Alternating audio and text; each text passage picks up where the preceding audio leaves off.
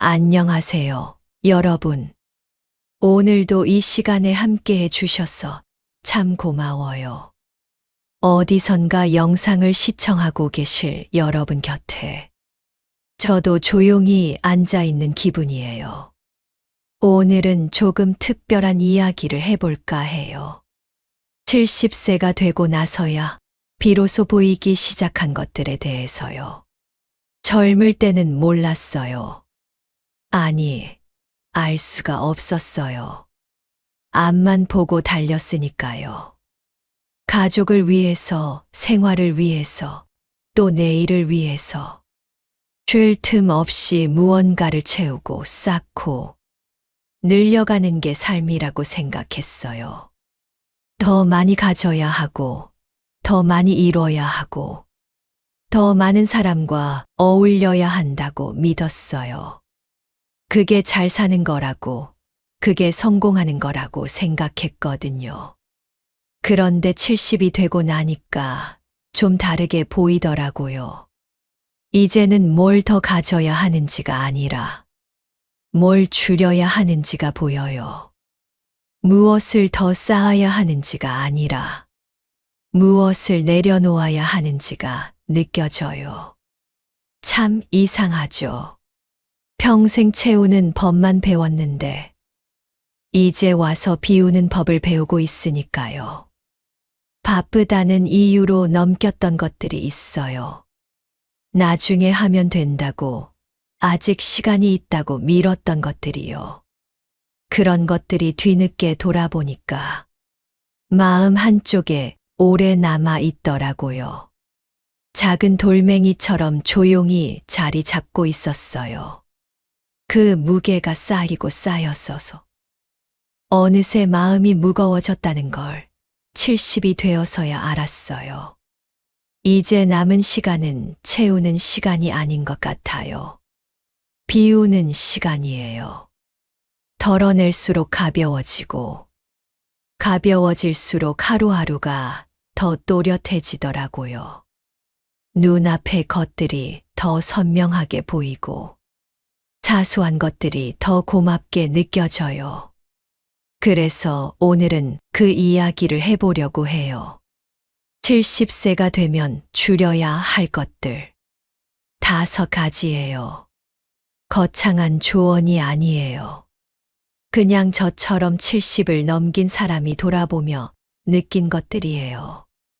누군가는 이미 아시는 이야기일 수도 있고, 누군가는 아직은 와닿지 않을 수도 있어요.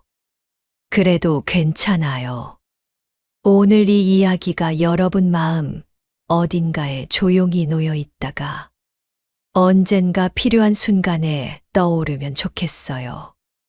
그럼 첫 번째 이야기부터 시작해 볼게요. 첫 번째는 걱정과 후회예요. 아마 많은 분들이 고개를 끄덕이실 것 같아요. 우리 세대에 걱정 안 하고 살아온 사람이 어디 있겠어요. 저도 그랬어요. 눈 뜨면 걱정. 잠들기 전에도 걱정. 자식 걱정. 살림 걱정. 건강 걱정. 노후 걱정. 걱정이 끝나면 또 다른 걱정이 기다리고 있었어요. 한 고비를 넘기면 다음 고비가 왔고, 그게 끝나면 또 다른 게 시작됐어요. 평생 그렇게 살았어요. 젊을 때는 그게 당연한 줄 알았어요. 걱정을 해야 책임감 있는 거라고 생각했거든요. 엄마로서, 아내로서, 며느리로서 걱정하는 게 사랑이라고 믿었어요. 그런데 70이 넘고 나서 가만히 돌아보니까요. 그 수많은 걱정 중에서 정말로 일어난 일이 얼마나 됐을까 세어봤어요. 손에 꼽더라고요. 대부분은 일어나지 않았어요. 제 머릿속에서만 일어난 일이었어요. 상상이었던 거예요. 그 상상 때문에 밤잠을 설치고 밥맛을 잃고 가슴이 답답했던 날들. 얼마나 많았는지 몰라요. 걱정은 참 이상해요. 아무것도 해결해 주지 않아요. 걱정한다고 일이 잘 풀리는 것도 아니고, 걱정 안 한다고 일이 안 풀리는 것도 아니에요. 그런데 멈출 수가 없었어요.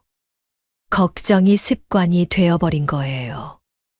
무언가를 걱정하고 있어야 내가 뭔가 하고 있는 것 같은 느낌. 그게 착각이었다는 걸 이제야 알겠어요. 후회도 마찬가지예요. 저도 후회가 참 많았어요. 그때 왜 그랬을까? 다르게 했으면 어땠을까? 특히 새벽에 잠이 깨면 그런 생각이 밀려오더라고요. 20년 전 일, 30년 전 일, 어제 일처럼 선명하게 떠올라서 마음이 무거워지곤 했어요. 자식들한테 더 잘해줄 걸. 배우자한테 더 다정하게 말할 걸. 부모님 살아계실 때 더 자주 찾아뵐 걸. 후회는 끝이 없었어요. 한 번 시작하면 꼬리에 꼬리를 물었어요. 그 생각에 빠지면 한참을 헤어나오지 못했어요.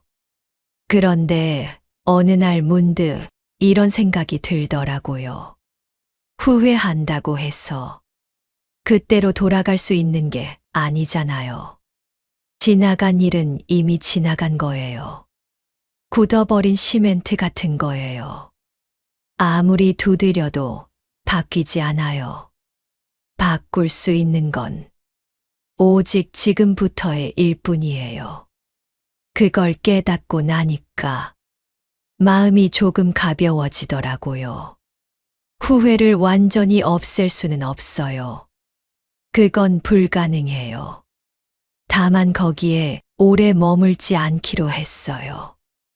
떠오르면 떠오르는 대로 두고 너무 오래 붙잡고 있지 않기로요.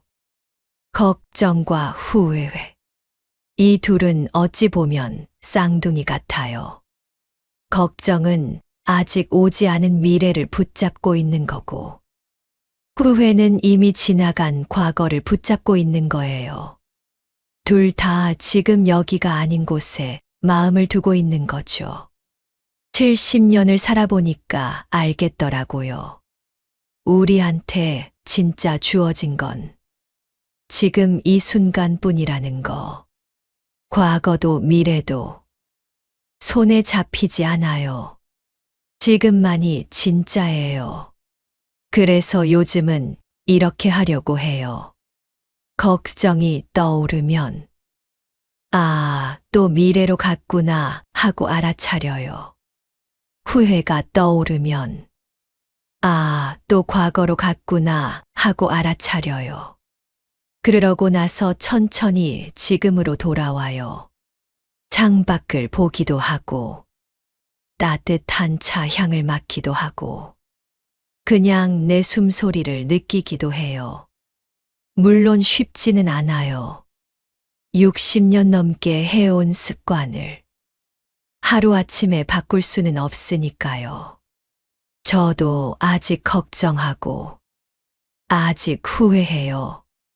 다만 예전보다 그 시간이 줄었어요. 조금씩, 조금씩. 그만큼 지금을 느끼는 시간이 늘었어요. 걱정을 줄이면 그 자리에 평온함이 들어오더라고요. 후회를 줄이면 그 자리에 감사함이 들어오더라고요. 비우면 비우는 만큼 다른 게 채워지는 것 같아요. 이게 제가 줄이기로 한 첫 번째 짐이에요. 걱정과 후회. 아직 다 내려놓지는 못했지만 조금씩 가벼워지고 있어요. 두 번째는 인간관계예요. 70년을 살다 보니 정말 많은 사람을 만났어요. 학교 친구, 직장 동료, 동네 이웃, 친척들, 모임에서 만난 사람들. 한때는 연락처가 빼곡했어요. 명절마다 안부 인사할 사람이 수십 명이었어요. 그런데 70이 넘고 나니까 곁에 남아있는 사람이 몇이나 될까 세어봤어요. 손가락으로 셀 수 있더라고요. 그 많던 사람들은 다 어디로 갔을까? 서운한 마음이 들기도 했어요. 그런데 가만히 생각해 보니까 사실 저도 그랬더라고요. 진짜 마음이 통했던 사람보다 어쩌다 보니 알게 된 사람이 더 많았어요. 의리로 만나고, 체면 때문에 연락하고, 끊기 애매해서 이어가던 관계들. 그런 게 대부분이었어요. 젊을 때는 사람이 많아야 좋은 줄 알았어요. 인맥이 넓어야 하고, 아는 사람이 많아야 하고, 어디 가서 아는 체 할 사람이 있어야 한다고 생각했어요. 그래서 모임도 열심히 나가고, 경조사도 빠지지 않으려고 했어요. 피곤해도 참았어요. 그게 사회생활이라고, 그게 어른으로서 해야 할 일이라고 생각했으니까요. 그런데 돌이켜보면요. 그렇게 억지로 맞추고, 억지로 유지했던 관계들이 저를 더 외롭게 만들었던 것 같아요. 사람은 많은데 마음을 털어놓을 곳이 없었어요. 만나고 돌아오면 더 지쳐 있었어요. 웃으면서 얘기했는데 집에 오면 허무했어요. 그게 진짜 관계였을까? 가끔 의문이 들었어요. 결혼하고 나서는 더 복잡했어요. 시댁 쪽 사람들, 남편 쪽 지인들, 아이들 학교에서 만난 엄마들. 나와 맞지 않아도 웃어야 했고, 불편해도 내색하면 안 됐어요. 그러다 보니까 정작 나와 마음이 맞는 사람을 만날 시간은 없었어요. 에너지가 남아나질 않았거든요. 70이 되고 나서야 깨달았어요. 필요한 건 사람의 수가 아니었어요. 마음이 닿는 몇 명이면 충분했어요. 전화하면 반가운 목소리로 받아주는 사람. 오랜만에 만나도 어색하지 않은 사람. 아무 말 안 해도 편한 사람. 그런 사람 서너 명이면 외롭지 않더라고요. 요즘은 연락처를 정리했어요. 5년 넘게 연락 안 한 사람. 만나면 피곤해지는 사람. 나를 불편하게 만드는 사람. 미련 없이 정리했어요. 처음에는 좀 그랬어요. 이래도 되나 싶기도 하고, 나쁜 사람 되는 거 아닌가 싶기도 하고. 그런데 정리하고 나니까 마음이 한결 가벼워지더라고요. 관계도 짐이 될 수 있다는 걸 이 나이에 알았어요. 좋은 관계는 에너지를 주지만 맞지 않는 관계는 에너지를 빼앗아가요. 이제는 늘리는 삶이 아니라 덜어내는 삶으로 가려고요. 남은 시간 진짜 소중한 사람들하고만 보내고 싶어요. 그게 욕심이 아니라 나를 지키는 방법이라는 걸 알았어요. 관계를 줄이니까 오히려 남은 관계가 더 깊어지더라고요. 자주 못 만나도 만나면 진심으로 반가워요. 그게 진짜 관계인 것 같아요. 이게 제가 줄이기로 한 두 번째예요. 불필요한 인간관계. 마음에 맞지 않는 사람까지 붙잡고 있을 필요 없어요. 그 에너지를 나를 위해 쓰는 게 맞는 것 같아요. 세 번째는 몸 이야기예요. 이건 정말 뼈 아프게 느끼고 있어요. 후회해도 소용없는 걸 알면서도 자꾸 생각나는 게 몸에 관한 거예요. 젊을 때는 몸이 쇠로 된 줄 알았어요. 밤새워도 괜찮았고, 무거운 거 들어도 끄떡없었고, 좀 아파도 하루 자고 나면 나았어요. 그래서 함부로 썼어요. 아끼지 않았어요. 아이들 키울 때가 제일 그랬어요. 밤중에 아이가 깨면 일어나고, 새벽에 일어나 밥 차리고, 하루 종일 살림하고, 저녁 되면 녹초가 됐어요. 그래도 쉬지 않았어요. 쉴 틈이 없었어요. 아이들 먹이고, 남편 챙기고, 시댁 신경 쓰고, 내 몸은 항상 맨 나중이었어요. 아파도 참았어요. 허리가 아파도 좀 있으면 나아지겠지 했어요. 무릎이 시큰거려도 원래 나이 들면 그런 거지 했어요. 병원은 아이들 아플 때나 가는 곳이었어요. 내가 아픈 건 대수롭지 않게 여겼어요. 밥도 제대로 못 먹었어요. 가족 밥상은 정성껏 차려놓고 정작 나는 서서 먹거나 남은 반찬으로 대충 때웠어요. 앉아서 밥 먹는 게 사치처럼 느껴졌어요. 그게 수십 년이었어요. 잠도 늘 부족했어요. 아이들 어릴 때는 밤잠을 설쳤고, 좀 크고 나서는 걱정에 잠을 설쳤어요. 새벽까지 기다리다 잠들고, 아침이면 또 일어나야 했어요. 푹 자본 게 언제인지 기억도 안 나요. 그때는 몰랐어요. 그렇게 무리한 게 다 몸에 쌓이고 있었다는 걸. 몸은 아무 말 없이 기억하고 있었어요. 조용히 하나하나 새겨두고 있었어요. 60대 후반부터 몸이 말하기 시작했어요. 여기저기 안 아픈 데가 없었어요. 무릎이 아프고, 허리가 아프고, 어깨가 아프고, 밤에 잠을 자도 개운하지 않았어요. 아침에 일어나는 게 힘들어졌어요. 병원에 가면 의사 선생님이 말씀하시더라고요. 오래 누적된 거예요. 젊을 때 무리하신 게 이제 나타나는 겁니다. 그 말이 가슴에 박혔어요. 내가 나를 얼마나 함부로 대했는지 그제야 느껴졌어요. 후회가 됐어요. 그때 조금만 더 쉴 걸. 그때 병원 한 번만 더 갈 걸.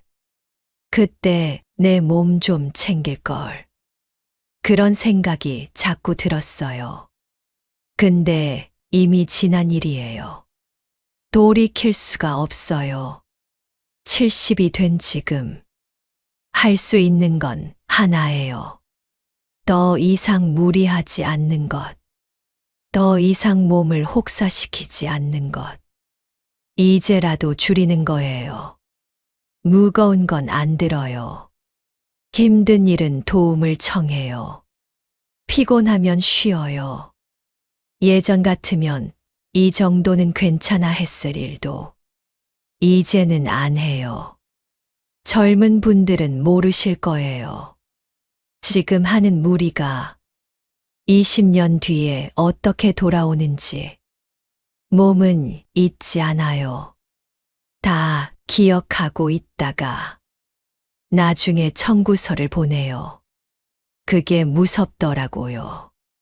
그래서 말씀드리고 싶어요. 지금이라도 몸 좀 아끼세요. 무리하지 마세요. 오늘 참는 게 내일의 나를 아프게 해요. 지금 쉬는 게 나중에 나를 살리는 거예요. 이게 제가 줄이기로 한 세 번째예요. 몸을 혹사시키는 습관. 이미 망가진 건 어쩔 수 없지만 더 망가뜨리지는 않으려고요. 남은 날들, 이 몸으로 살아가야 하니까요. 네 번째는 고집과 자존심이에요. 이건 참 말하기 부끄럽기도 해요. 나 자신을 돌아봐야 하는 거니까요. 근데 70이 넘으니까 이제는 인정할 수 있겠더라고요.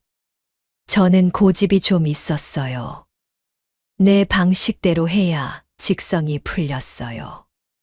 내가 맞다고 생각하면 잘 안 꺾었어요.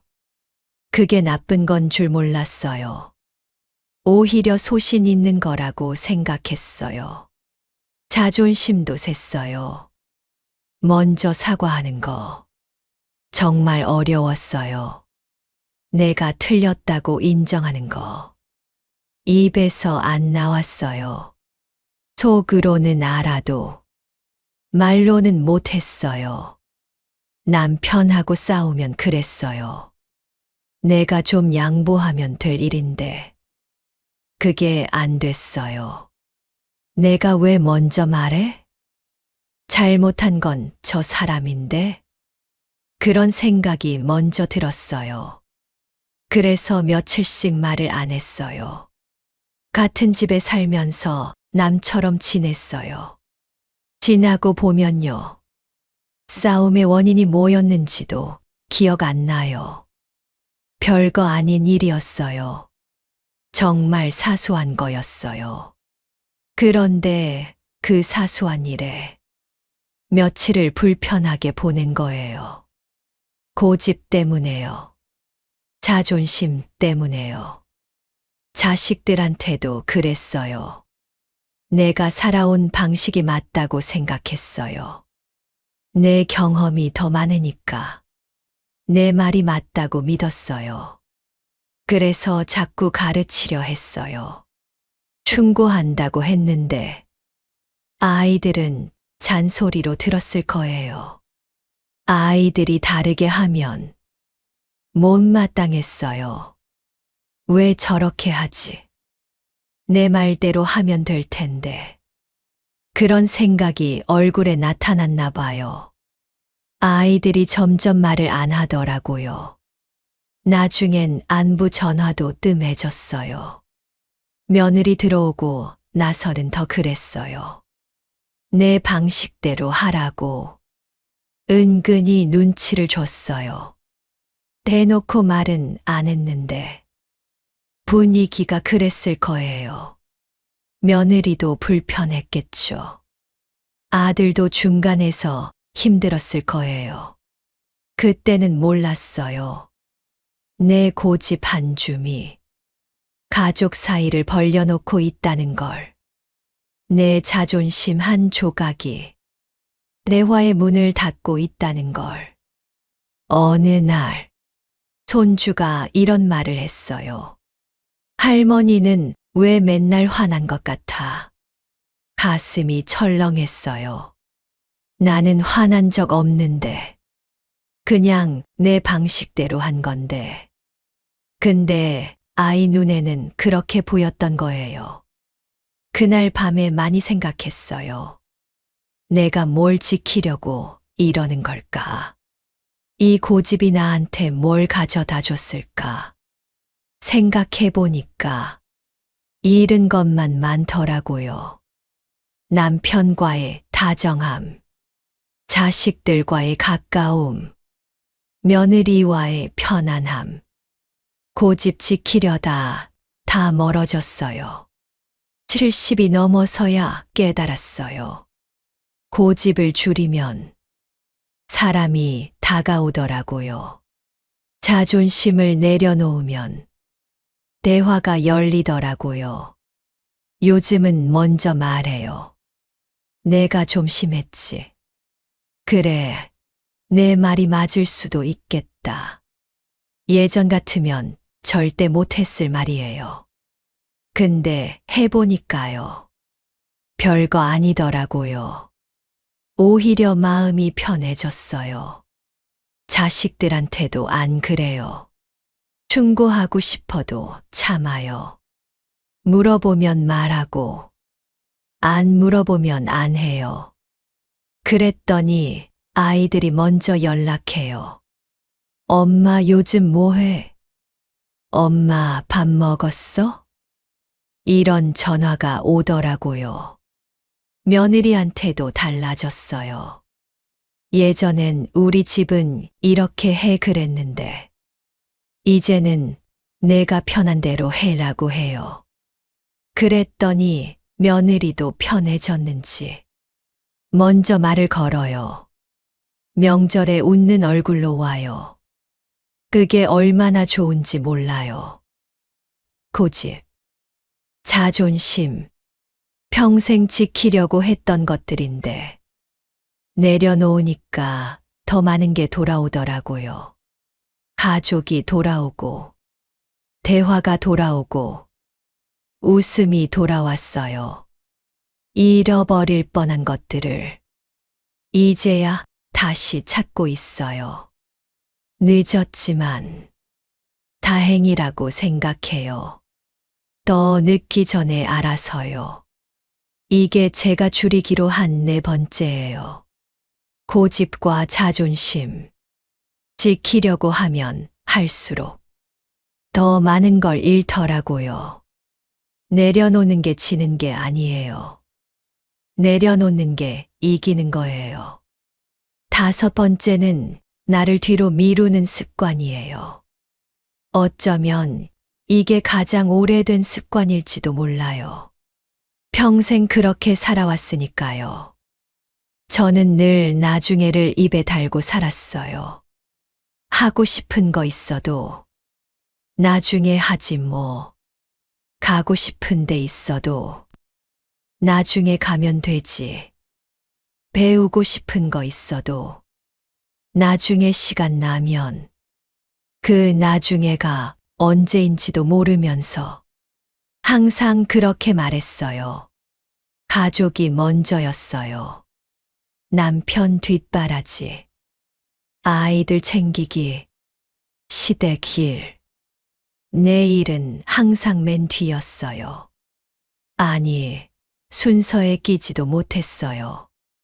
옷 한 벌 사도 그랬어요.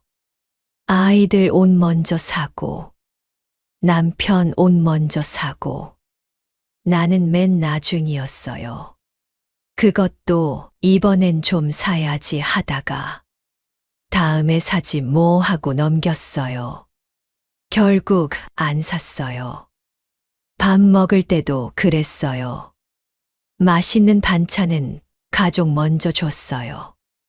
고기 한 점도, 과일 한 조각도 나는 나중에 먹으면 된다고 생각했어요. 근데 나중엔 남은 게 없었어요. 젊을 때 꿈이 있었어요. 여행 가고 싶었어요. 제주도도 가보고 싶고, 바다가 보이는 곳에서 며칠 쉬고 싶었어요. 근데 못 갔어요. 아이들 어릴 때는 손이 많이 가서, 좀 크고 나서는 학비 때문에, 다 크고 나서는 결혼 자금 때문에, 항상 이유가 있었어요. 나는 항상 뒤로 밀렸어요. 배우고 싶은 것도 있었어요. 글씨 쓰는 거 배우고 싶었어요. 그림도 그려보고 싶었어요. 노래도 제대로 배워보고 싶었어요. 근데 그런 거 배워서 뭐 하나 싶기도 하고, 내가 무슨 싶기도 해서 시작도 안 했어요. 남들 눈치도 봤어요. 이 나이에 무슨 취미냐 할 것 같아서요. 그렇게 미루고 미루다 보니 어느새 70이 됐어요. 돌아보니까 나를 위한 시간이 하나도 없었어요. 평생 남을 위해 살았어요. 가족을 위해, 주변 사람들을 위해. 정작 나는 어디 있었을까요? 얼마 전에 친구를 만났어요. 오랜만에 만난 친구가 그러더라고요. 나 요즘 수채화 배워. 재밌어. 너도 해봐. 깜짝 놀랐어요. 70이 넘어서 뭘 배운다고. 근데 그 친구 얼굴이 환하더라고요. 눈이 반짝반짝했어요. 그날 집에 와서 많이 생각했어요. 나는 뭘 하고 싶었지? 내가 좋아하는 게 뭐였지? 가만히 생각해 보니까 잘 떠오르지 않더라고요. 너무 오래 밀어놔서 내가 뭘 좋아하는지도 잊어버린 거예요. 그게 슬펐어요. 평생 살면서 나를 이렇게 몰랐다는 게. 남편이 뭘 좋아하는지는 알아요. 자식들이 뭘 좋아하는지도 알아요. 근데 내가 뭘 좋아하는지는 잘 모르겠더라고요. 70이 되고 나서야 깨달았어요. 가장 줄여야 하는 건 나를 뒤로 미루는 습관이라는 걸. 이제 더 미루면 안 돼요. 나중은 없을 수도 있어요. 그래서 요즘은 달라지려고 해요. 작은 것부터 시작했어요. 먹고 싶은 거 있으면 그냥 먹어요. 가고 싶은 데 있으면 일단 가봐요. 나중에라는 말 안 하려고 해요. 얼마 전에 혼자 카페에 갔어요. 창가 자리에 앉아서 커피 한 잔 마시면서 1시간을 그냥 앉아 있었어요. 아무것도 안 하고요. 그냥 창밖을 봤어요. 그게 그렇게 좋을 줄 몰랐어요. 예전 같으면 못했을 거예요. 혼자 카페에 가서 뭐 해? 그 돈이면 집에서 마시지. 시간 아깝게.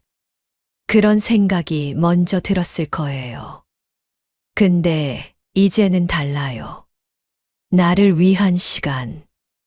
아깝지 않아요. 하고 싶은 일. 남아있는 작은 꿈. 지금 아니면 못할 것들. 이제는 미루지 않으려고요. 거창한 게 아니어도 괜찮아요. 소박해도 괜찮아요. 중요한 건 나를 위한 거라는 거예요. 이게 제가 줄이기로 한 5번째예요. 나를 뒤로 미루는 삶. 이제는 나를 먼저 챙기려고요. 그게 이기적인 게 아니에요. 평생 남을 먼저 챙겼으니까 이제는 나 차례예요. 여러분도 그러셨으면 좋겠어요. 나중에라고 미뤄뒀던 것들. 지금 해보세요. 작은 것부터 괜찮아요. 오늘 하루 나를 위한 시간 조금만 내보세요. 그게 남은 날들을 더 반짝이게 만들어줄 거예요. 오늘 5가지 이야기를 나눴어요. 걱정과 후회, 불필요한 인간관계, 몸을 혹사시키는 습관, 고집과 자존심, 그리고 나를 뒤로 미루는 삶. 돌이켜보면요. 이것들이 평생 저를 무겁게 했어요. 눈에 보이지 않는 짐이었어요.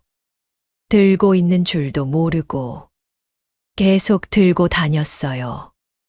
그게 당연한 줄 알았으니까요. 젊을 때는 채우는 게 삶이라고 생각했어요. 더 많이 가지고, 더 많이 이루고, 더 많이 쌓아야 한다고 믿었어요. 그래야 잘 사는 거라고, 그래야 성공한 거라고 생각했어요. 그런데 70이 넘고 나니까 다르게 보이더라고요. 채우는 것보다 비우는 게 더 필요한 시간이 왔어요. 덜어내야 할 것들이 아직도 많이 남아 있었어요. 비우니까 가벼워지더라고요. 걱정을 줄이니까 마음이 편해졌어요. 필요 없는 관계를 정리하니까 외로움이 줄었어요. 고집을 내려놓으니까 가족이 가까워졌어요. 신기해요. 뺐는데 더 많아진 느낌이에요. 무거운 걸 내려놓으니까 비로소 보이는 것들이 있더라고요. 창밖의 하늘, 따뜻한 햇살, 작은 꽃 한 송이. 예전엔 못 봤던 것들이에요. 볼 여유가 없었거든요. 남은 시간이 얼마나 될지 몰라요. 10년이 될 수도 있고, 20년이 될 수도 있고, 그보다 짧을 수도 있어요. 아무도 몰라요. 그래서 더 가볍게 살고 싶어요. 무거운 짐 다 내려놓고, 가벼운 마음으로 하루하루를 느끼면서 살고 싶어요. 여러분은 어떠세요? 혹시 지금도 무거운 짐을 들고 계시진 않으세요? 내려놓아도 되는 걸 아직 붙잡고 계시진 않으세요? 괜찮아요. 지금이라도 내려놓으면 돼요.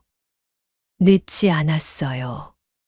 오늘 하나만 내려놓아도 괜찮아요. 내일 또 하나 내려놓으면 되니까요. 조금씩, 천천히, 덜어낼수록 가벼워지고, 가벼워질수록 남은 시간이 더 반짝여요. 그게 70이 넘어서 알게 된 가장 소중한 깨달음이에요.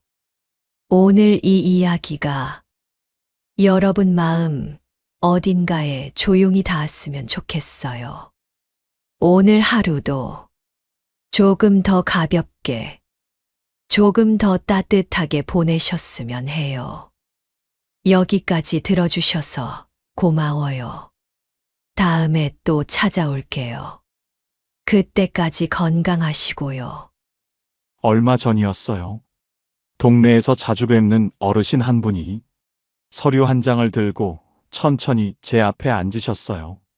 종이 모서리를 몇 번이나 맞추더니 조용히 이렇게 말씀하시더라고요. 내 기초연금 왜 이 금액밖에 안 나오는 걸까? 그 목소리가 참 묘했어요. 화도 아니고 원망도 아니고 그저 이해가 안 되는 사람의 말투였어요. 사실 그분만 그런 게 아니었어요. 비슷한 고민을 가진 분들이 생각보다 훨씬 많아요. 특히 이 세 가지를 모르고 지나가면 받아야 할 금액이 줄어들거나 아예 못 받는 상황까지 생기거든요. 오늘은 상담하면서 실제로 들었던 이야기들을 바탕으로 숫자, 금액, 상황을 정말 쉽게 풀어보려고 해요. 듣다 보면 아, 그래서 내 금액이 이렇게 나왔구나 하고 고개가 끄덕여질 거예요.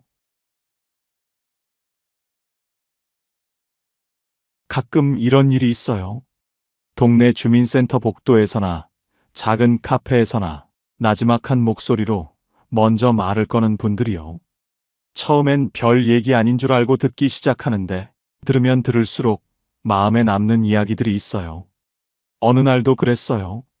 천천히 걸어오시던 어르신 한 분이 자리에 조용히 앉으시더니 한숨을 한 번 내쉬고는 이렇게 말씀하셨어요. 젊은 사람들한테는 큰 돈 아닐지 몰라도 나는 이 기초연금이 정말 큰 돈이에요.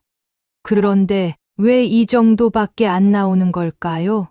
내가 부자인 것도 아니고 숨긴 것도 없는데 기초연금이 왜 이렇게 적게 나오는 거예요? 특히 이런 분들이 많아요. 국민연금이 65만 원에서 90만 원 사이인 분들. 본인은 난 적게 받는데 라고 생각하시지만 막상 받아보면 기초연금이 예상보다 훨씬 적게 나오는 경우가 많아요. 또 부부 중 한 분은 연금이 있고 한 분은 없을 때 본인은 우리 둘이 합쳐도 넉넉하지 않은데 라고 생각하지만 서류 기준으로 보면 또 다르게 잡히기도 하고요. 그리고 정말 많은 분들이 모르는 부분이 있어요. 적금이나 보험이 소득 인정액에 포함된다는 사실, 특히 오랫동안 들고만 있던 보험, 나도 몰랐던 적금, 심지어는 오래전에 다친 줄 알았던 계좌까지 이런 것들이 하나씩 잡히면서 기초연금 금액이 눈에 띄게 달라지는 경우가 정말 많아요. 그래서 어르신들이 제일 자주 하시는 말이 있어요. 나는 소득이 없는데요. 진짜 나오는 건 국민연금 몇십만 원이 전부예요. 하지만 서류에서는 이렇게 돼 있지 않아요. 어떤 건 자산으로, 어떤 건 소득으로, 어떤 건 평가액으로 잡혀 있어서 본인이 생각하는 것과 실제로 계산되는 기준이 완전히 다른 경우가 많죠.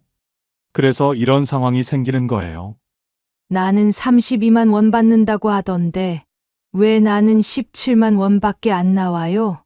그럴 때마다 저는 어르신 잘못 절대 아니에요. 이 말을 제일 먼저 드려요. 왜냐면 기초연금은 겉으로 보이는 소득보다 서류 안에 숨어 있는 금액이 더 영향을 주거든요. 그래서 본인은 난 없다고 생각하지만 서류에서는 있다고 잡히는 항목이 많아요. 이게 가장 큰 혼란이고 가장 많은 분들이 헷갈리는 부분이에요. 어떤 분은요, 정말 본인은 아무것도 없다고 생각했어요. 나는 가진 것도 없고, 벌이도 없고, 그냥 평범하게 사는 사람입니다. 이렇게 말씀하셨죠? 근데 서류를 천천히 보니까 10년 전에 가입해둔 보험의 해지 환급금이 몇백만 원 정도 있었던 거예요. 그 어르신도 깜짝 놀라셨죠? 아니, 이게 왜 소득으로 잡혀요?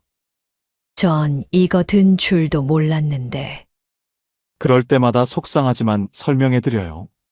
기초연금은 지금 내 통장에 있는 돈보다 서류상으로 기록된 금액들을 기준으로 본다고요. 이게 현실이에요. 그리고 이런 분들도 많아요. 난 적금도 없고 재산도 없고 그냥 국민연금만 겨우 받는데 왜 이렇게 적게 나올까요?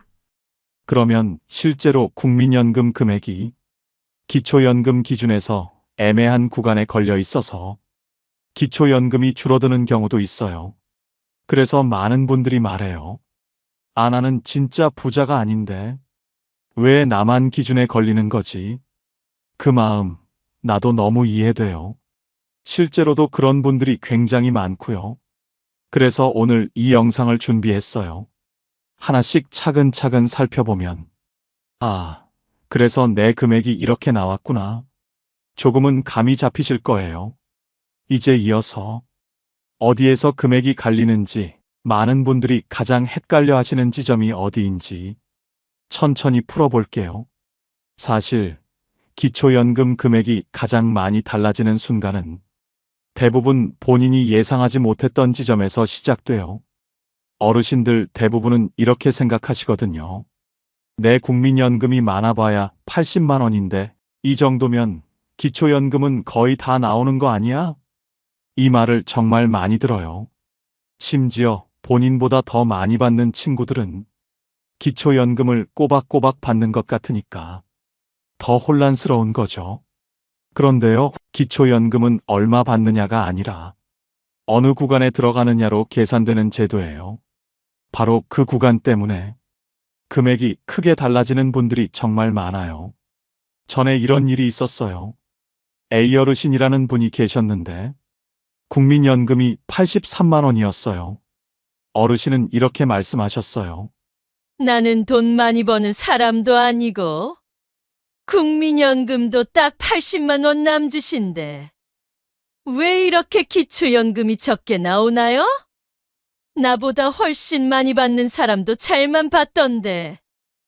정말 억울한 마음이 느껴지는 말투였어요.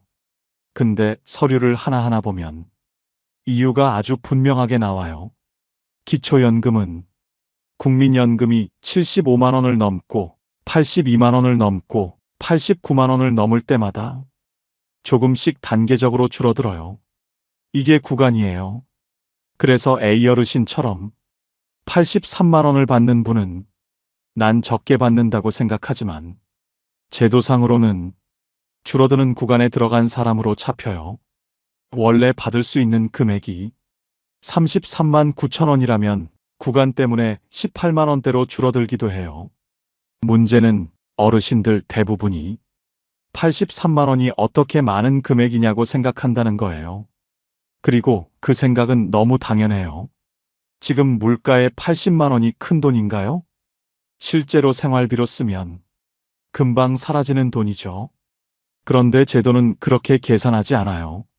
기초연금은 생활의 무게로 판단하는 게 아니라 기준표로 판단하니까요. 그래서 이런 일이 생겨요. 한 분은 79만 원을 받아요. 그분은 기초연금을 거의 온전히 받으세요. 근데 바로 옆집 분은 82만 원을 받아요. 그러면 기초연금이 훅 줄어버려요.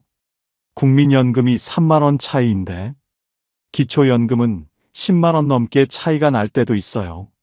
그럴 때마다 어르신들은 이게 말이 되냐며 속상해 하시죠. 더 안타까운 건 본인이 뭐가 문제인지 전혀 모른 채 줄어든 금액만 들고 내가 뭘 잘못했나? 이렇게 생각한다는 거예요. 그리고 이런 분들도 많아요. 나는 국민연금 조금밖에 안 받아요. 내 주변 사람들은 더 받는데 그 사람들은 왜 30만 원 다 받고 난 왜 줄어드는 거죠? 그 이유도 사실 구간 때문이에요. 기초연금은 국민연금이 많다고 무조건 깎는 구조가 아니에요. 특정 구간에 걸릴 때만 깎여요. 그래서 두 사람이 국민연금은 거의 비슷하게 받는데 기초연금은 한 사람만 많이 줄어드는 경우가 정말 많이 생겨요. 그리고 가장 많이 걸리는 구간이 바로 80만 원대예요. 82만 원, 84만 원, 87만 원 이 사이에 있는 분들이 제일 많이 줄어들어요. 특히 89만 원 근처는 아예 못 받는 구간과 딱 맞닿아 있어서 미세한 금액 차이로 받는 사람과 못 받는 사람이 갈리는 경우도 있어요. 그럴 때 분노나 억울함보다 허탈함이 먼저 오더라고요. 내가 나쁜 것도 아니고 부자인 것도 아니고 숨긴 것도 없는데 왜 나는 자꾸 걸리는 걸까? 이런 마음 전 정말 많이 들었어요. 그래서 오늘 이 이야기를 드리는 거예요. 기초연금 금액이 줄어드는 첫 번째 이유는 국민연금이 많아서가 아니라 기준 구간에 걸렸기 때문이라는 거. 이걸 알기 전과 알고 난 뒤의 차이가 되게 커요. 내 잘못도 아니고 숨긴 것도 아니고 누구랑 비교해서 못 받는 것도 아니고 그냥 그 구간에 들어갔기 때문이라는 것. 이 사실을 알고 나면 마음이 조금은 편해지더라고요. 이제 이어서 두 번째로 가장 많이 줄어드는 이유, 많은 분들이 더 억울해하시는 부부 감행 이야기를 해볼게요. 얼마 전 상담 오신 분 한 분이 계셨어요. 조용히 앉아서 한숨부터 쉬시더라고요. 선생님, 우리 남편 연금이 많지도 않은데 왜 제 기초연금이 이렇게 적게 나와요? 서류를 보면서 천천히 여쭤봤어요. 남편분은 국민연금 58만 원, 아내분은 연금이 없어서 이번에 처음 기초연금을 신청하신 상황이었어요. 언뜻 보면 우리 집은 아주 평범한 집이네. 이렇게 느껴질 수 있는 소득 구조죠. 그런데 결과를 보니까 아내분 기초연금이 기본 33만 9천 원이 아니라 10만 원대 후반으로 나와버린 거예요. 그분이 얼마나 놀랐을지 눈만 봐도 알겠더라고요. 선생님 남편 연금 58만 원이면 크게 부담되는 수준도 아니잖아요. 왜 제 기초연금만 줄어요? 사실 이 질문 정말 많이 받는 질문이에요. 대부분 이렇게 말해요. 우린 부부 둘 다 부자도 아니고 생활비 늘 빠듯한데 왜요? 이 상황을 이해하려면 기초연금의 아주 중요한 원리를 딱 두 가지만 알면 돼요. 첫 번째는 기초연금은 개인 자격처럼 보이지만 부부 단위로 평가된다는 점이에요. 즉, 남편 명의로 되어 있는 적금 예금 보험 국민연금 금액도 아내분 기초연금 산정에 그대로 영향을 줘요. 남편 돈, 아내 돈 따로 보지 않는다는 뜻이죠. 부부 전체의 소득과 재산을 한 덩어리로 계산해 버립니다. 그래서 남편분이 58만 원을 받든 적금이 조금 있든 보험에 해지 환급금이 있던 그 모든 게 아내분 기초연금 금액에도 반영돼요. 두 번째는 부부가 함께 기초연금을 받는 경우 무조건 20% 감액이 들어간다는 구조예요. 이걸 모르시는 분들이 정말 많아요. 아니, 나는 연금도 없는데 왜 내 기초연금이 깎여요? 이런 분들 많거든요. 하지만 제도는 이렇게 되어 있어요. 부부 둘 다 기초연금 대상자 기본 20% 감액. 한 명만 받는 경우에는 감액 없음. 그런데 한 명만 받아도 상대 배우자의 연금 재산은 평가에 포함됨. 즉, 남편 국민연금 58만 원 기초연금 대상. 아내 이번에 기초연금 신규 신청. 이 구조면 부부가 둘 다 대상자로 분류돼서 아내분의 기초연금은 20%가 기본 감액돼요. 여기에다가 남편 명의의 적금, 오래된 보험, 구형 계좌의 잔액, 이런 것들이 추가로 잡히면서 금액이 더 줄어드는 거예요. 이걸 전혀 모르고 오시는 분들이 정말 많아요. 실제로 상담했던 그 아내분도 이런 말씀을 하셨어요. 아니, 뭐 숨긴 재산이 있는 것도 아니고 남편 연금도 100만 원이 넘는 것도 아닌데 왜 이렇게 줄어드는지 이해가 안 돼요. 그래서 제가 조용히 설명드렸어요. 어머니, 기초연금은 실제 생활이 넉넉한가 보다. 제도 기준에 어느 구간에 걸렸느냐가 더 중요하거든요. 58만 원은 적어 보여도 부부 단위 평가와 감액 기준 안에서는 생각보다 크게 잡히는 금액이에요. 그제서야 어머니 표정이 조금 풀리시더라고요. 그럼 남편 명의 적금도 제 기초연금 계산에 들어가요? 네, 둘이서 함께 사시면 모든 금융재산은 부부 합산으로 계산돼요. 아이고, 그럼 기초연금은 부부가 같이 사는 게 더 불리한 건가요? 이 질문도 진짜 많이 나와요. 그런데 꼭 그렇게만 볼 수는 없어요. 부부 감액이 적용되더라도 그래도 대부분 개인 한 명 기준보다는 금액이 안정적으로 나오는 경우가 많고, 잘 보면 타이밍을 조금만 조절해도 감액을 덜 받는 사례도 있거든요. 예를 들면 남편 먼저 신청하고 몇 달 뒤에 아내가 신청하면서 감액이 조금 덜 잡혔던 사례도 있었고요. 결론은 이거예요. 기초연금은 부부 단위로 계산되고 부부가 함께 대상이면 20% 감액이 들어간다. 그리고 남편의 소득과 재산이 아내의 기초연금에도 그대로 영향을 준다. 이 세 가지를 미리 알면 억울할 일이 훨씬 줄어들어요. 그 아내분도 마지막에 이렇게 말하셨어요. 아, 이제야 이해가 되네요. 왜 내 금액이 이렇게 나온 건지. 그리고 살짝 웃으시면서 이렇게 덧붙이셨어요. 선생님, 이렇게 쉽게 알려주는 데는 여기가 처음이에요. 그 말 듣는데 저도 괜히 뿌듯하더라고요. 상담을 하다 보면 어르신들이 제일 당황하는 순간이 있어요. 바로 서류를 딱 펼쳐보는 순간이에요. 선생님, 이게 왜 들어가요? 이건 내가 쓰는 돈도 아닌데? 진짜 많이 나오는 반응이에요. 기초연금은 눈에 보이는 월급이나 국민연금보다 서류 안에 숨어 있는 금액들 때문에 금액이 크게 달라지는 경우가 많아요. 한 번은 이런 일이 있었어요. 아주 조용하고 소박한 인상을 가진 비어르신이 계셨어요. 국민연금은 52만 원. 누가 봐도 이 정도면 기초연금 거의 다 받으시겠네. 라고 생각할 수 있는 구조죠. 본인도 당연히 33만 9천 원 거의 다 나오겠지. 이렇게 생각하고 계셨어요. 그런데 결과는 33만 9천 원, 21만 원대 거의 10만 원 이상이 훅 줄어버린 거예요. 어르신도 너무 놀라서 계속 종이를 들여다보셨어요. 아니, 저는 숨긴 것도 없고 돈이 어디 있다고 이게 줄어요? 왜 그럴까? 바로 소득인 정액 때문이에요. 어르신이 전혀 신경도 안 쓰고 있던 오래된 보험 하나가 있었어요. 가입한 지는 20년이 넘었고 월 납입도 중간에 끊어서 사실상 잊고 살던 보험이었죠. 근데 이 보험이 해지 환급금이 280만 원 있었던 거예요. 이 금액이 현금화 가능한 자산으로 잡히면서 기초연금 금액이 확 줄어든 거죠. 어르신은 계속 고개만 저으셨어요. 선생님, 이건 제가 쓰는 돈도 아닌데요.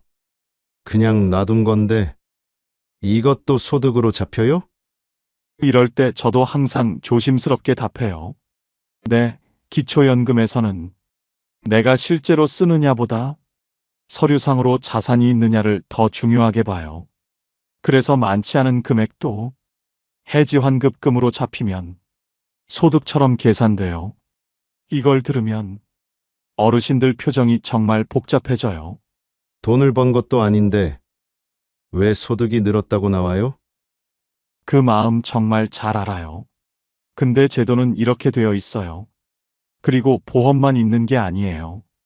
어르신들이 가장 많이 놓치는 항목들, 적금, 월 5만 원씩 넣는 적금도 소득인 정액에 포함돼요. 이 정도면 괜찮겠지? 하고 넘기는데 꽤 크게 잡힐 때도 있어요. 오래된 은행 계좌, 본인도 기억 못하는 10년 넘은 계좌가 그대로 살아있으면 그 잔액도 다 포함돼요. 고향집, 지금 살지 않아도 명의로 남아있으면 자산으로 잡혀요. 폐가라 가치 없어요라고 해도 대부분 공시지가 기준으로 평가돼요. 폐업한 가게 명의, 수익이 없는데도 자산으로 잡히는 경우가 있어요. 이 부분에서 당황하는 분들이 정말 많아요. 이 네 가지는 나는 소득 없어요라고 생각하는 어르신들이 제일 많이 놓치는 부분이에요. 특히 오래된 보험은 해지환급금이 생각보다 크게 잡혀서 기초연금 금액이 5만 원에서 15만 원씩 줄어드는 경우도 정말 많이 봤어요. 다시 비어르신 이야기로 돌아올게요. 결과 설명을 다 들은 뒤 어르신이 조용히 웃으시면서 이렇게 말하셨어요. 이걸 알았으면 좀 미리 준비해 볼 걸 그랬네요. 저는 정말 아무것도 없는 사람이라고 생각했거든요. 그 말이 참 마음에 남았어요.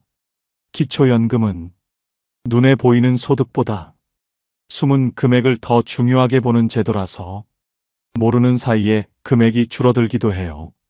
그래서 오늘 이 부분만 정확히 알고 있어도 왜 나는 이렇게 적게 나오지? 이 답을 찾는데 정말 큰 도움이 돼요. 어르신들 대부분이 이야기를 들으면서 이래서 내 금액이 이렇게 나왔구나 하고 고개 끄덕이시거든요. 며칠 전 상담 오신 분 한 분이 계셨어요. 조용한 목소리의 70대 중반 남성분이었는데 손에 작은 봉투 하나를 꼭 쥐고 오셨더라고요. 그 안에는 아내분의 유품 정리하다가 찾은 각종 서류와 오래된 통장들이 들어 있었어요. 아내가 먼저 떠나고 나니 이제 혼자 어떻게 살아야 하나 싶어서 기초연금이라는 걸 한번 알아보려고 왔습니다. 원래 시어르신은 기초연금이 나와는 상관없는 제도라고 10년 넘게 생각해 오신 분이었어요.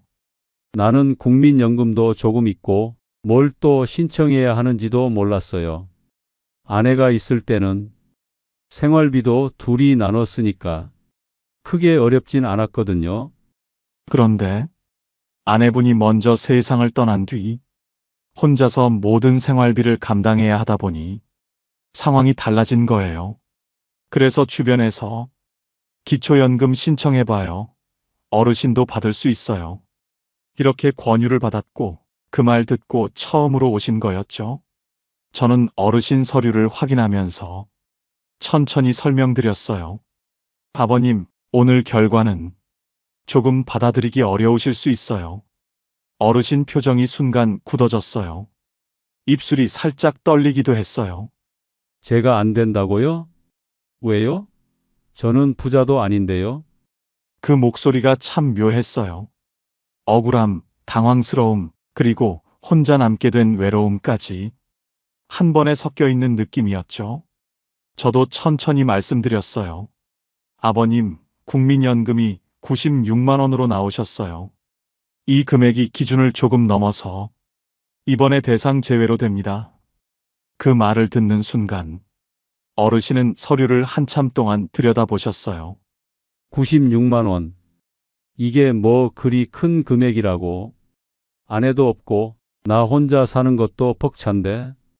이것 때문에 제외라고요? 어르신이 이렇게 말하는 게 너무나 자연스러웠어요. 맞아요. 사실 많은 분들이 많아서 제외되는 경우보다 딱 몇만 원 넘어서 제외되는 경우가 훨씬 많아요. 기초연금은 생활이 넉넉한지보다 기준을 넘느냐 안 넘느냐 그 경계선을 더 중요하게 보거든요. 시어르신처럼 국민연금이 93만 원에서 97만 원 사이에 있는 경우는 제일 애매한 구간이에요. 어르신이 다시 물어보셨어요. 선생님, 그럼 나는 뭐 어떻게 해야 해요? 그냥 이렇게 못 받는 거예요? 저도 진심으로 조심스럽게 답했어요. 아버님, 지금은 기준을 조금 넘지만 기초연금 기준은 매년 조금씩 바뀌어요. 내년, 후년에는 받으실 수 있는 가능성도 있고 또 서류 정리를 조금만 해도 결과가 달라질 때가 있어요. 어르신은 그제야 조금 마음이 누그러지신 듯 종이를 조용히 접어 봉투에 넣더라고요. 그리고 아주 작은 목소리로 이렇게 말하셨어요. 아내가 떠나고 나니 돈이 문제가 아니라 내가 혼자 뭔가를 알아본다는 게 참 어렵네요. 그래도 오늘 와보길 잘했어요. 이제라도 알았으니까요. 그 말을 듣는데 괜히 마음이 뭉클해졌어요. 기초연금은 많이 받는 사람만 못 받는 제도가 아니에요. 대부분은 조금 넘어서 조금 걸려서 내 의도와 상관없이 기준 때문에 이렇게 제외가 돼요. 그리고 어르신들은 그 사실을 뒤늦게 알게 되면 항상 같은 말씀을 하세요. 아, 이걸 좀 일찍 알았더라면. 오늘 이 이야기를 들으신 분들은 적어도 그런 억울함이 조금은 덜했으면 좋겠어요. 많은 어르신들이 기초연금 상담 오실 때 가장 먼저 하시는 말이 있어요. 선생님, 나는 받을 수 있는 사람인가요? 서류도 어렵고 계산도 복잡해서 어디부터 봐야 할지 모르겠어요. 그래서 저는 기초연금을 제일 쉽게 보는 방법을 단 3가지만 알려드립니다. 이 3가지만 보면, 아, 나는 어느 정도 받겠구나. 바로 감이 오거든요. 그날 상담 오신 디어르신도 저에게 이렇게 말하셨어요. 선생님, 나는 숫자에 약해서 표를 보면 더 헷갈려요. 그냥 쉬운 말로 알려주세요. 그래서 저는 서류 한 장을 앞에 두고 이야기하듯 천천히 설명드렸어요. 첫 번째, 국민연금 금액. 국민연금이 얼마나 되느냐? 이 금액이 기초연금의 방향을 거의 결정합니다. 저는 상담할 때 항상 이렇게 안내드려요.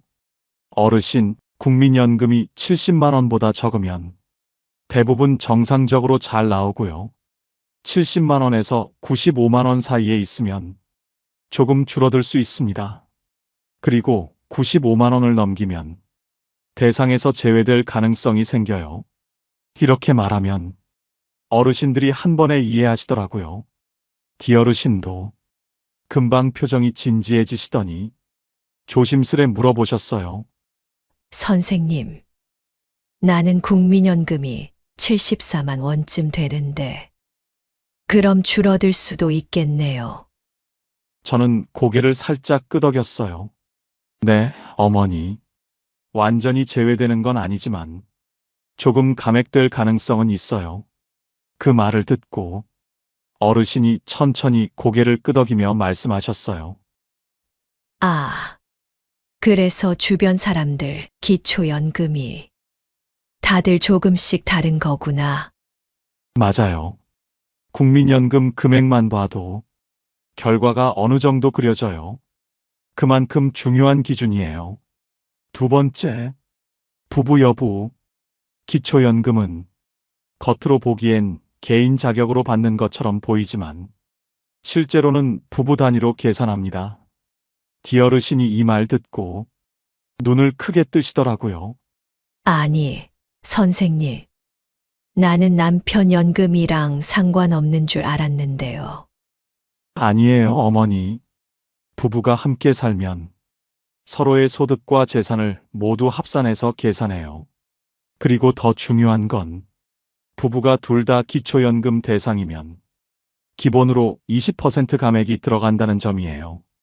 이걸 모르고 계셨던 분들이 정말 많았어요. 디어르신도 놀라며 말씀하셨어요. 아이고. 그러면 우리 집은 남편 연금도 다 포함되는 거네요. 네, 어머니. 그래서 부부의 연금과 재산을 함께 계산해 보는 게 중요해요. 부부 여부 하나만 알아도 결과 예측이 훨씬 쉬워져요.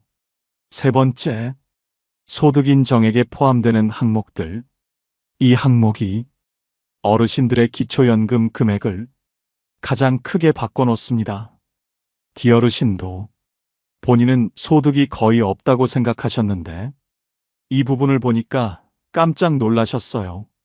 저는 늘 이렇게 네 가지를 먼저 체크해 보라고 안내드려요. 첫째, 옛날에 들어놓은 보험의 해지 환급금.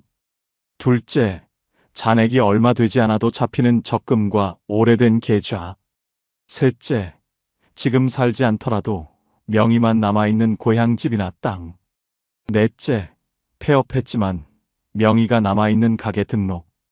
이 네 가지가 본인은 소득이라고 전혀 생각하지 않지만 서류 기준에서는 소득으로 계산됩니다. 그래서 디어르신 사례처럼 나는 소득이 없는데요. 이렇게 말하시는 분들도 막상 조회해보면 소득으로 잡히는 금액이 꽤 있어요. 디어르신도 20년 전에 가입해둔 보험이 하나 있었고 그 보험의 해지 환급금이 190만 원이 잡혀 있었어요. 이 금액이 소득 인정액에 포함되면서 기초연금이 꽤 줄어드는 결과가 나왔죠. 어르신이 놀라며 말씀하셨어요. 선생님, 이 돈은 내가 쓰려고 둔 것도 아닌데, 이것도 잡히는 거예요? 네, 어머니. 기초연금에서는 내가 실제로 쓰고 있느냐보다 서류상으로 자산이 있느냐를 더 중요하게 봅니다. 그제서야 어르신이 조금 이해가 되셨는지 고개를 천천히 끄덕이셨어요. 세 가지만 알면 대부분의 결과는 바로 나옵니다. 국민연금 금액, 부부 여부, 소득 인정액에 포함되는 항목들. 이 세 가지만 체크하면 복잡한 계산 없이도 나는 어느 정도 나오겠구나. 감이 거의 바로 와요. 디어르신도 상담 끝에 이렇게 말하셨어요. 선생님, 이렇게 들으니까 머리가 복잡한 게 아니라 오히려 속이 시원해지네요. 저도 웃으면서 말했어요. 어머니처럼 솔직하게 물어보시는 분들이 가장 빨리 해결하십니다. 기초연금은 어려운 제도가 아니에요. 포인트만 정확히 알면 평생 도움이 되는 제도입니다. 오늘 이야기를 천천히 따라오시면서 아, 그래서 내가 이런 금액을 받았구나 하고 느끼신 분들도 계실 거예요. 어떤 어르신은 상담 끝에 선생님, 이제야 속이 좀 풀린다.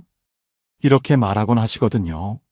사실 기초연금은 복잡해 보이지만 핵심은 세 가지뿐이에요. 국민연금이 어느 구간에 있는지, 부분은 어떻게 계산되는지, 그리고 내가 몰랐던 숨은 자산이 있는지. 이 세 가지만 알면 억울하게 줄어드는 일도 줄고 불안한 마음도 훨씬 덜해져요. 어르신들이 가장 많이 묻는 말이 나는 왜 이렇게 적게 나와요? 인데요. 오늘 들으신 내용이 그 답을 찾는데 조금이라도 도움이 되었으면 좋겠어요. 모르는 상태로 걱정하는 것보다 알고 준비하는 게 언제나 마음이 편합니다. 혹시 오늘 내용이 누군가에게 도움이 될 것 같다면 옆에 계신 분에게 한번 전해주셔도 좋을 것 같아요. 오늘도 이렇게 함께 해주셔서 진심으로 감사드립니다. 따뜻한 하루 보내세요. 그리고요, 영상이 도움이 되셨다면 구독과 좋아요, 댓글 한 줄 정말 큰 힘이 됩니다. 다음에도 편하게 들으실 수 있는 이야기로 다시 찾아뵐게요.